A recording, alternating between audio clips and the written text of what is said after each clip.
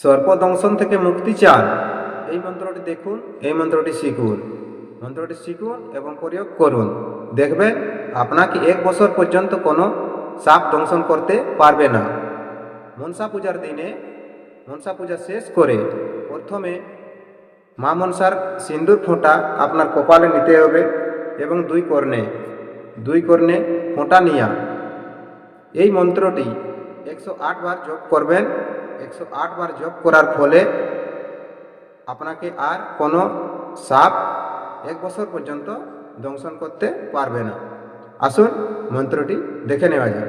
মন্ত্রটি হলো, ঘর থেকে আমি বাইরে দিলাম পা, সেল পাথর মোর হইল যে গজ্ঞা। অমুকের রক্ষা করে জয় জগাতি মা, আজ্ঞা আমায় দিল জয় দুর্গা মনসা মা। কার আজ্ঞে? মা মনসা দেবীর আজ্ঞে। কার আজ্ঞে? বিশ্বহরি রায়ের আজ্ঞে।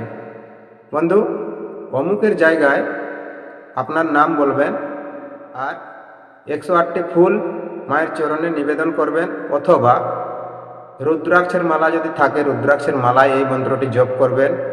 না হলে কমলগট্টেকি মালা, কমলগট্টের মালা যেটা থাকে, কমলগট্টের মালা নাহলে স্ফটিক মালা, এইগুলো মালার মধ্যে এই মন্ত্রটি 108 বার জপ করে নেবেন। তারপরে দেখবেন যে সাপ ভয় থেকে আপনি মুক্তি পেয়ে গেছেন এবং আপনাকে আর 1 বছর পর্যন্ত কোনো সাপের ভয় থাকবে না। তাহলে বন্ধু, মন্ত্রটি শিখুন আর প্রয়োগ করুন।